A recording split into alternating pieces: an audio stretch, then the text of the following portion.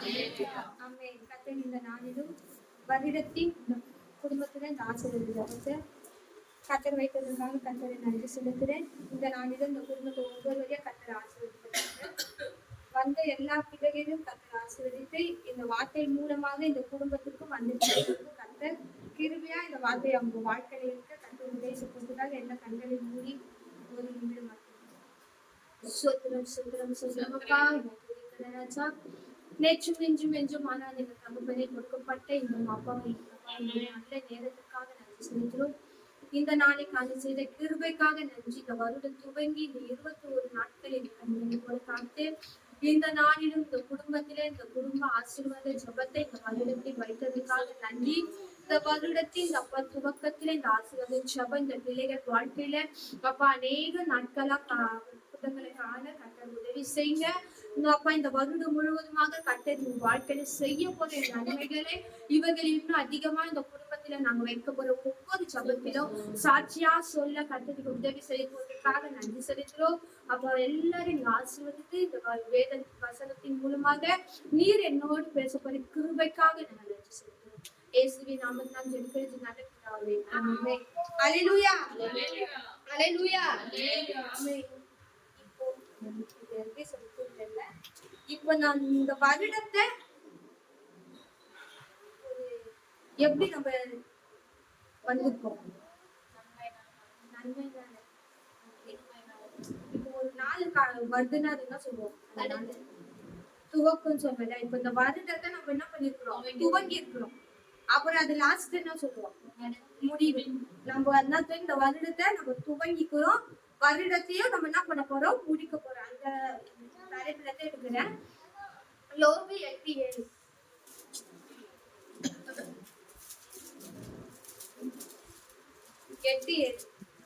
உம்முடைய துவக்கம் அற்பமா இருந்தாலும் உம்முடைய முடிவு சம்பூர்ணமா இருக்கும்.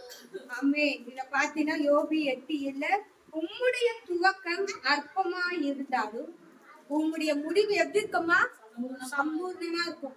துவக்கம் நம்மளுக்கு எப்படியாவது இருக்கும். நம்ம ஒரு வருடத்தை நம்ம உள்ள நுழையும் போது தான் நினைப்போம் போன வருடம் மாரி இந்த வருடம் போட்டு நினைக்குமா நினைக்க மாட்டேன்னா சொல்லுவோம். இந்த வருடம் ஆச்சு நம்மளுக்கு எப்படி இருக்கணும் நல்லதா இருக்கணும்னு சொல்லிட்டு என்ன பண்ணுவோம் நம்ம எப்பவுமே கேட்போம்ல துவக்கத்துல. அதான் துவக்கம் அற்பமா இருந்தாலும் முடிவு எப்படி இருக்குமா நம்ம வாழ்க்கையில சம்பூர்ணமா மாற்றுகிற தேவன் நம்மளோடு இருக்கிறாரு. இப்ப இந்த யோகம் பாத்தீங்கன்னா பிலாத்து யோபிடம் சொல்றாரு உன் அற்பம் உன் ஆரம்பம் எப்படி இருக்கிறதா அற்பமா இருக்கிறது. யோபு எவ்வளவு கஷ்டப்பட்டு எவ்வளோ ரொம்ப அவரு வாழ்க்கையில இருக்கும். ஆனாலும் அவரு என்ன பண்ணாரு ஏசப்பா விட்டு விலகல. எப்படி இந்த ஏசப்பாக்குள்ள உறுதியா அப்படி இருந்தாரு. உன்னோட ஆரம்பம் அற்பமா இருந்தாலும் முடிவு எப்படி இருக்குமா சம்பூர்ணமா. இப்ப இந்த வருடம் துவங்கி இந்த 21 நாளும் நம்ம வாழ்க்கையில எல்லாமே சம்பூர்ணமா ஆயிடுச்சா. ஒரு நாள் ஏற்ற இறக்க எல்லாமே இருக்கும். நல்ல நல்ல சந்தோஷமான நாளும் இருந்திருக்கும், துக்கமான நாளும் இருக்கும், பிரச்சனை இருந்திருக்கும், கண்ணு இருக்கும், துக்கம் இருக்கும். ஆனா கர்த்தர் சொல்றாரு உன்னுடைய ஆரம்பம் அற்பமா இருந்தாலும் இந்த வருடத்தின் முடிவு எப்படி இருக்கும் நம்மளுக்கு சம்பூர்ணமா மாத்துற தேவன் நம்மளோட இருக்கிறாரு. நம்ம ஒரு துவக்கத்துல எல்லாம் பெருசா இருக்கும், இல்லைன்னா கடினமான நிலை இருக்கும். நம்மளுக்கு என்னடா இந்த நாள் இப்படி இருக்கேன் இந்த வருடம் அப்படின்னு நினைப்போம். ஆனா கர்த்தர் சொல்ற நம்ம கர்த்தரை கேட்னா நம்ம வருகிற எதிர்காலத்துல பெரிய என்ன பண்ணுவோமா செழிப்ப ஆசீர்வாதத்தை கர்த்தர் நம்ம வாழ்க்கையில பெற செய்கிற தேவன். யார் அதை விசுவாசிக்கிறீங்க? ஆமே. கர்த்தர் இந்த 21 நாள் நம்ம வாழ்க்கையில எதுவனாலும் நடந்திருக்கலாம். ஆனாலும் கர்த்தர் அந்த ஆசீர்வாதத்தை செழிப்ப ஆரம்பத்துல நம்ம அர்த்தமா எண்ணுதுங்க முடிவுல எப்படி இருக்கோம் சம்பூர்ணமா மாற்றுகிற தேவன். ஒரு 3 காரியத்தை மட்டும் தான் நான் சொல்ல போறேன். முதல் நம்ம வாழ்க்கையின் துவக்கமும் முடிவும் எப்படி இருக்குன்னு முதலாவது பிரசங்கி 7:8 பிரசங்கி 7:8 ஒரு காரியத்தின் துவக்கத்தை பார்க்கிறோம் அதன் முடிவு நல்லது, பெருமை உள்ளவனை பார்க்கிறோம் பொறுமை உள்ளவனை உத்தமன். ஆமே. நம்ம வாழ்க்கையின் துவக்கம் முடிவு எப்படி இருக்கணும்னா ஒரு காரியத்தின் துவக்கத்தை பார்க்கிறோம் அதன் முடிவு எப்படி இருக்கும் நல்லதா தான் நம்ம நினைக்கிறோம். இப்ப இந்த வருஷம் இப்படி தொடங்கி இப்படி ஆயிடுச்சு நம்ம நினைச்சுட்டு அப்ப முடிக்கும் போது நம்ம வாழ்க்கை இப்படிதான் இருக்கோமோ நினைக்க கூடாது. என்ன பண்ண ஒரு காரியத்தை நம்ம துவக்கத்தை பார்க்கலும் அது முடிவு எப்படி இருக்கணுமா நல்லதா இருக்கும். பெருமை உள்ளவனை பார்க்கிலும் நம்ம எப்படி இருக்கணுமா பொறுமையா இருக்கணுமா. பொறுமையுடன் உத்தமனா கர்த்தருக்குள்ள நம்ம எப்படி இருக்கணும் வளரணும். எப்படியா இப்போ ஒரு காரியத்தை ஆரம்பத்திட்ட அந்த முடிவே நம்மளுக்கு எப்படி இருக்கும் முக்கியமா இருக்கும். இப்ப ஆரம்பம் எப்படி இருந்தாலும் இப்போ வருஷத்தின் துவக்கத்துல நம்ம சபைக்கு போகும்போது என்ன சொல்லுவோம், ஏசப்பா இந்த வருஷமாச்சு எனக்கு நம்ம வாழ்க்கையில அற்புதம் நடக்கணும், ஆசீர்வாதமா இருக்கணும், எல்லாமே சந்தோஷமா இருக்கணும் தான் நம்ம ஆரம்பிச்சு வருவோம். ஆனா அது ஒரு சில நேரம் தான் இருக்கும். ஆனாலும் கர்த்தர் அதை என்ன பண்ணுவாரு, நம்மள சோதிச்சு பார்த்தாலும் அதுல நம்ம எப்படி இருக்கணுமா பொறுமையா இருக்கணுமா. இப்ப நம்ம வாழ்க்கையில எதனா ஒரு நடந்துச்சுன்னா அதை கொண்டு நம்ம என்ன பண்ணக்கூடாதா பெருமை பண்ணக்கூடாது. இப்ப எல்லாம் நடந்துச்சு என் வாழ்க்கையில அப்படின்னு சொல்லிட்டு எனக்கு அப்பா நான் பெருமை காட்டினா அது ஏசப்பாக்கு பிடிக்காத காரியம். நம்ம வாழ்க்கையில எதனா ஒரு ரொம்ப நாளா இல்லாத ஒரு எதனா ஒரு போட்டு காட்டிச்சுன்னா இப்ப எனக்கு கட்சிச்சு இப்போ ஒரு போன் வாங்கினா கூட இப்ப என் போன் இது எவ்வளவு ரேட்டு தெரியுமா அவ்வளவு அப்படின்னு சொல்லுவோம். அப்ப அது என்ன பண்ணுங்க பெருமை. அதை யாரு காட்டுது, பெருமையை காட்டுது. இப்ப போன் இல்லாம நம்ம ஒரு சின்ன போன் வச்சிருப்போம். அப்பெல்லாம் கம்முனுக்கு அந்த டச் போன் வாங்கிட்டு என்ன பண்ணுவோம், ரொம்ப ஆட்ட போடுவோம். அதான் சொல்ற கர்த்தரு பெருமையா இருக்க கூடாதா, எப்படி இருக்கணுமா நம்ம வாழ்க்கையில பொறுமையா இருக்கும். அப்ப அந்த அற்புதத்தை நம்ம என்ன பண்ணுவோம், நம்ம வாழ்க்கையில கர்த்தர் நிச்சயமா கடினமான சூழ்நிலையிலும் நம்ம நம்பிக்கையுடன் பொறுமையோடு காத்து இருக்கும் போது அந்த நன்மையை நம்ம வாழ்க்கையில என்ன பண்ணுவோம் பெற்று கொள்கிற தேவனாகிறாரு. வாழ்க்கை துவக்கம் நம்ம வாழ்க்கையில எப்படி இருந்தாலும் அது முடிவு சம்பூர்ணமா இருக்கும். நீதிமொழிகள் 20:21. ஆரம்பத்திலே துரிதமாக கிடைத்த சுதந்திரம் முடிவிலே ஆசீர்வாதம் பெறாது.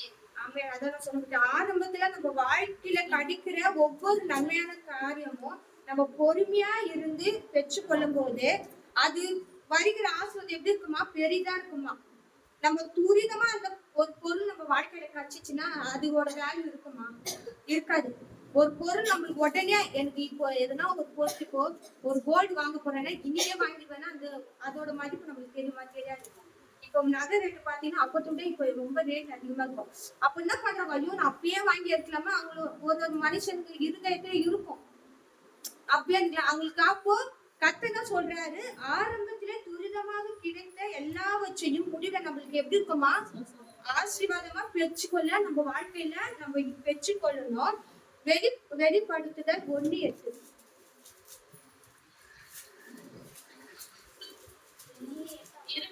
இருக்கிறவரும் இருந்தவரும் வருகிறவருமாகிய சர்வ வல்லமையுள்ள கர்த்தர், நான் அல்பாவும் ஒமேகாவும் ஆதியும் அந்தமுமாய் இருக்கிறேன் என்று திருவுருவம் பற்றுகிறார். ஆமே, இதுல பாத்தீங்கன்னா இருக்கிறவரும் இருந்தவரும் வருகிறவருமாகிய சர்வ வல்லமையுள்ள கர்த்தர். இதுல யாரும் சொல்றாங்க, கர்த்தர் சொல்றாங்க. அவர் அவர் நம்மளுக்கு முன்பாக இருக்கிறவர், நம்மளோடு இருக்கிறவர். இதுக்கப்புறமா அவர் என்ன பண்ண போறாரு, நம்ம கூட வருகிற தேவனா இருக்கிறாரு. அவர் யாரா அல்பாவும் ஒமேகாவும் ஆதியும் அந்தமா நம்ம வாழ்க்கையில ஒவ்வொரு நாளும் அவர் என்ன பண்றாரு இருக்கிற தேவன். இப்போ நம்ம இதுக்கு முன்னாடி கடவுள் எங்க இருந்தா நம்ம பார்த்தோமா பார்க்கல. நம்ம கூட இருக்கிறாரு ஏசப்பா. ஆனா இதுக்கப்புறமே நம்ம வாழ்க்கையில வரப்போகிற தேவனுமாய் இருக்கிறார். அதாவது சொல்றாரு நம்ம கூட அவர் ஒவ்வொரு நாளும் நம்ம கூட இருக்கிற சர்வம் உள்ள கர்த்தர் நம்ம வாழ்க்கையில இருக்கும்போது நம்ம ஒவ்வொரு வாழ்க்கையிலும் எல்லா காரியங்களையும் நம்ம என்ன பண்ணோமோ ஆசீர்வாதத்தை பெற்றுக்கொள்ள நம்ம தகுதி உள்ள நம்பிக்கை உள்ள நம்ம பாத்திரமா இருக்கணும். ரெண்டாவது பார்த்தீங்கன்னா விசுவாசத்தின் துவக்கம் முடியும். எபிரேயர் 12:1.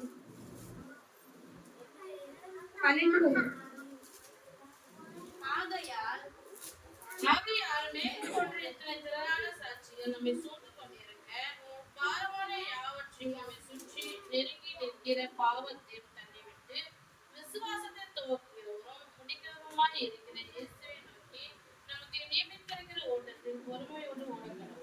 ஆமே, நம்ம வாழ்க்கையில ரெண்டாவது என்ன இருக்கணுமா விசுவாசம். அந்த விசுவாசத்தை நம்ம துவக்கும் போதும் முடிக்கும் போது ஒரே நிலைமையில தான் நம்ம இருக்கணும். மேகம் போன்ற இத்தனை திரளான சாட்சிகள் நம்மை சூழ்ந்து கொண்டிருக்க பாவமான யாவற்றையும் நம்மை சுற்றி நெருக்கி நிற்கிற பாவத்தை தள்ளிவிட்டு. இப்போ ஒரு புதுசா ரட்சிக்கப்படுறாங்கன்னா அவங்க விசுவாசம் எப்படி இருக்கும்? அதிகமா இருக்கும். ஒரு கர்த்தர் ஏதோ ஒரு வார்த்தை இயேசுவை பத்தி சொல்லிட்டாங்கன்னா, எங்க வாழ்க்கையில கர்த்தர் இந்த அற்புதத்தை செஞ்சேன்னா அவங்க விசுவாசம் எப்படி இருக்கும்? அதிகமா இருக்கும். இப்ப அவங்க அந்த சபைக்குள்ள வந்து அந்த விசுவாசத்தை அவங்க கண்டறிஞ்சு அந்த அற்புதத்தை அவங்க செஞ்சுட்டு, ஆனா அந்த விசுவாசம் அவங்க கடைசி வரைக்கும் கடைபிடிப்பாங்களா? முடிய மாட்டாங்க. அவங்க வாழ்க்கையில எதுனா ஒரு தேவைக்குன்னு வருவாங்க. அந்த தேவை அவங்க வாழ்க்கையில நடந்துட்டோட என்ன பண்ணுவாங்க? அந்த விசுவாசம் துவக்கும் போது இருந்த விசுவாசம் முடியும் போது இருக்காது. அதான் சொல்றாரு கர்த்தரே, விசுவாசத்தை துவக்கிறவரும் முடிக்கிறவருமாக இயேசுவை நோக்கி நமக்கு நியமித்து இருக்கிற ஓட்டத்தை நம்ம எப்படி இருக்கணுமா?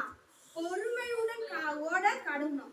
நம்ம நம்ம வாழ்க்கையில அந்த நியமத்தை நம்ம வாழ்க்கையில தருவாது என்று நம்ம என்ன பண்ணுவோம்? பொறுமையோட ஓடணும். அந்த ஓட்டத்தை நம்ம பொறுமையா கடக்கும் போது நம்ம வாழ்க்கையில எல்லாவற்றையும் என்ன பண்ணுவாரா? அநேக மேகம் போன்ற சாட்சிகளை நம்ம வாழ்க்கையில வச்சிருக்காரு. அநேக சாட்சிகளை நம்ம கேட்போம், நம்ம சாட்சிகளை அநேகருக்கு சொல்லுவோம். அதே போல அதே எபிரேயர் 3:11 என்னுடைய இளைப்பாறுதலில் அவன் பிரவேசிப்பதில்லை என்று என்னுடைய கோபத்தினாலே ஆணையிட்டேன் என்றார். ஆமென். கர்த்தர் இதுல யாரு சொல்றாரு? என்னுடைய இளைப்பாறுதலில் அவர்கள் பிரவேசிப்பதில்லை என்று கோபத்திலே ஆணையிட்டேன். இதுல யாரு சொல்றாரு? இஸ்ரேல் மக்களை பத்தி சொல்றாரு. அவங்க கானான் தேசத்துக்கு நுழைய முடியாம போனதுக்கு யார் காரணம்? அவங்க அவிசுவாசத்தான் காரணம். அந்த தேசத்துல அவங்க போகாததுக்கு காரணமே அவங்க தான். ஏன்னா அவங்க இயேசுப்பா செய்வாரா செய்ய மாட்டாரா என்ன பண்ணிட்டாங்க? அவிசுவாசம் பண்ணிட்டாங்க. இயேசுப்பா அவங்க கூட இருந்தே அந்த கானான் தேசத்துக்குள்ள அவங்களால போக முடியும். அதை என்ன பண்ணிட்டாங்க? அவங்க அவிசுவாசத்தினாலே அவங்க இயேசுப்பாவுடைய கோபத்துக்கு ஆளாயிட்டாங்க. அதே போலதான் நம்ம வாழ்க்கையில கிறிஸ்துவ வாழ்க்கையில நம்ம விசுவாசத்தை ஒவ்வொரு நாளும் கர்த்தர் மேல நம்ம என்ன பண்ணணுமா? வைக்கணுமா? எல்லா சோதனையின் போது எந்த பிரச்சனை வந்தாலும் விசுவாசத்தை விட்டு நம்ம என்ன பண்ணக்கூடாதுன்னா விலகி செல்லக்கூடாது. அந்த நித்தியில நம்ம என்ன பண்ணக்கூடாதா? இழந்துடக்கூடாதான். எப்பவுமே நம்ம விசுவாசத்துல எச்சரிக்கையா இருக்கணும். கர்த்தர் நம்ம வாழ்க்கையில செஞ்சாலும் செய்ய நிறுத்தியாலும் இந்த வருஷத்தின் துவக்கத்துல நம்ம வாழ்க்கையில அநேக பிரச்சனை வந்தாலும் துன்பங்கள் வந்தாலும் அந்த விசுவாசத்தை விட்டுட்டு நம்ம என்ன பண்ணக்கூடாதா? அந்த நம்பிக்கையில இருந்து நம்ம ஒருபோதும் கர்த்தரை விட்டு விலகக்கூடாது. ஏன்னா நம்ம அந்த விசுவாசத்துல இருந்து நம்ம இறங்கிட்டோம்னா கர்த்தருடைய கோபத்துக்கு நம்ம ஆளாயிடும். இந்த ஆண்டு நம்ம வாழ்க்கையில நடக்கும்னு சொல்லிட்டு என்ன பண்ணோம்? இன்னும் அதிகமா விசுவாசித்து கர்த்தருக்குள்ள இருக்கணும். அதான் சொல்றாரு, விசுவாசத்தின் துவக்கமும் முடிவும் நம்ம கையில தான் இருக்குது. அப்ப நம்ம ஒவ்வொரு நாளும் அந்த விசுவாசத்துல நம்ம என்ன பண்ணோமா? நம்மள நம்பிக்கையுடன் அவர் வழியில நம்ம போன சொல்லிட்டுதான் இந்த வசனம் சொல்லுது. ஒருபோதும் அவர் விசுவாசத்துல இருந்து நம்ம கீழே இறங்கக்கூடாது. மேலும் மேலும் அந்த விசுவாசத்துல நம்ம உறுதியா இருக்கணுமா? மூணாவது பாத்தீங்கன்னா வருடத்தின் துவக்கமும் முடிவும். உபாகமும் 11:12.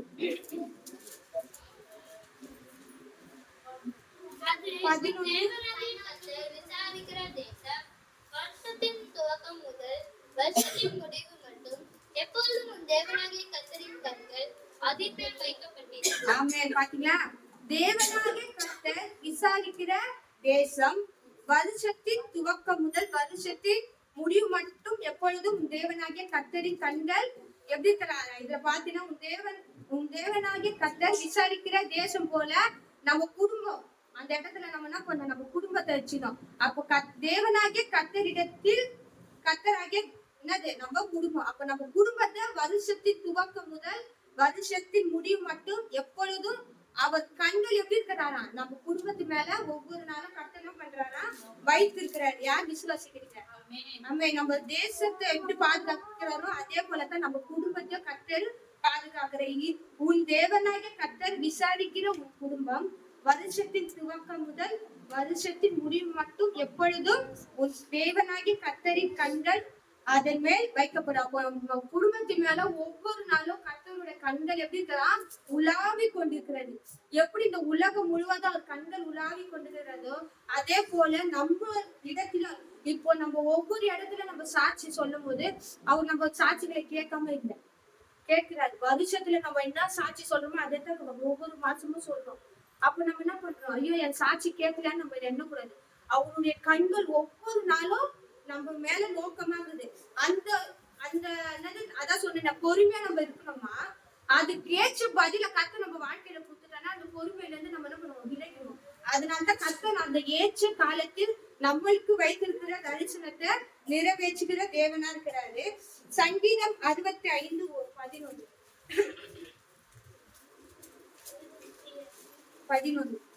வருஷத்தை உடைய நன்மையால் முடிசூட்டுகிறேன், உமது பாதைகள் நெறியாய் பொழிகிறது. ஆமென். கர்த்தர் எப்படின்னா சொல்லுகிறார் பாத்தீங்களா, இந்த வருஷத்தை நன்மையினாலே முடிசூட்டுகிறேன், உமது பாதைகள் எப்படி இருக்கிறாரா நெய்யா பொழி. இந்த வருஷத்தை நம்ம குடும்பத்தை எல்லாம் வச்சு எப்படி இருக்கிறாரா நன்மையினால கர்த்தர் எப்படி சூட்டுகிறாரு, நன்மையினால சூட்டுகிறாரு. ஒவ்வொரு நாளும் நம்ம தேவைகளை கர்த்தர் என்ன பண்ணுவாரு, அது நெய்யா பொழிந்து அது வழிகிற அளவுக்கு தான் நம்ம வாழ்க்கையில கர்த்தர் செய்கிற தேவனுங்கிறாரு. அப்ப வருஷத்தின் நம்ம வாழ்க்கையில வருஷத்தின் துவக்கமும் முடிவும் நன்மையான காரியங்கள் மட்டும் தான் நம்ம வாழ்க்கையில இருக்கிறது. அதான் சொல்றாரு கர்த்தர். முதலாவது நம்ம என்ன பண்ணோமா, வாழ்க்கையின் துவக்கம் நம்ம வாழ்க்கையில எப்படி இருந்தாலும் அந்த முடிவு அற்புதமா இருக்கும். அதே போல விசுவாசத்தின் துவக்கமும் ஒவ்வொரு நாளும் முடிவு வரையும் அந்த விசுவாசத்துல நம்ம நிலைத்திருக்கணும். வருஷத்தின் துவக்கம் நம்ம வாழ்க்கையில எப்படி இருந்தா, இப்ப இந்த கொரோனா டைம் எல்லாம் பாத்தீங்கன்னா அந்த வருஷத்தை யாருன்னா விரும்புவாங்களா, விரும்பவே மாட்டாங்க. அது உணவாட்டி வரவே வரக்கூடாதுதான் எல்லாம். அப்ப அந்த வருஷத்தை யாருமே விரும்ப மாட்டாங்க. கர்த்தர் அது போல நம்ம வாழ்க்கையில அது மேல பிரச்சனைகள் இருக்கிற சூழ்நிலை கர்த்தர் இதுக்கப்புறமா நம்ம வாழ்க்கையில வர விட மாட்டார். அந்த விசுவாசத்தோடு நம்ம வாழ்க்கை இந்த வருடம் துவக்கம் எப்படி இருந்தாலும் முடிவு ஒவ்வொரு பிள்ளைகள் வாழ்க்கையிலும் இந்த குடும்பத்திலும் பூரண ஆசீர்வாதமா அற்பமா எண்ணாதபடி கர்த்தர் அற்புதமா நம்ம வாழ்க்கையில இந்த வருஷத்தை தரப்போவதற்காக எல்லா கண்களை மூடி அப்பா, எங்க வாழ்க்கையின் துவக்கத்தை நீர் அறிந்திருக்கிறீங்க, அதன் முடிவையும் நீங்க அப்பா எங்களுக்கு செய்ய போவதற்காக நன்றி. ஒவ்வொரு நாளும் விசுவாசத்தின் துவக்கத்துல நாங்க உயர்ந்து நிற்க கர்த்தர் எங்களுக்கு உதவி செய்யப்பா. இந்த வருடத்தின் முதல் அப்பா வருஷத்தை உடைய காலத்துல நாங்க ஒப்பு கொடுக்கிறோம் சுவாமி. நீர் எங்களை நன்மையினால திருப்தி ஆக்குனதுக்காக நாங்க நன்றி செலுத்துறோம். எங்க வாழ்க்கையிலும் எங்க குடும்பத்திலும் அப்பா எங்க தேவைகளிலும் அப்பா அது வழிந்து நிரம்புற பாத்திரமாக இந்த மாற்றினதுக்காக நன்றி. இந்த குடும்பத்தை நீர் ஆசீர்வதித்ததுக்காக நன்றி. நன்மையினால நீ திருப்தி ஆக்குனதுக்காக நன்றிப்பா. இந்த வார்த்தையை கேட்டு ஒவ்வொரு பிள்ளைகள் வாழ்க்கையை அதேபடி செய்ய போற கிருபைக்காக நன்றி. அப்ப வருகிற நாட்கள கர்த்தர் அநேக காரியத்துல இந்த பிள்ளைகள் குடும்பத்தில நீ செய்து முடிந்ததுக்காக நன்றி. வந்த பிள்ளைகள் வாழ்க்கையிலும் நீ செய்ததற்காக நன்றி செலுத்துறோம்பா. இன்னும் அநேக சாட்சிகள்னால இந்த பிள்ளைகளை நீ தலைமையுற வைக்க போற கிருபைக்காக நன்றி செலுத்துறோம். உங்களுடைய கருத்துல எல்லாவற்றும் நாங்க தாழ்த்தி ஒப்பு கொடுக்கிறோம். இயேசுவின் நாமத்தினால் உங்களை துதிக்கிறோம். எங்க நல்ல பிதாவே ஆமென். எல்லாம் சேர்த்துவோம்.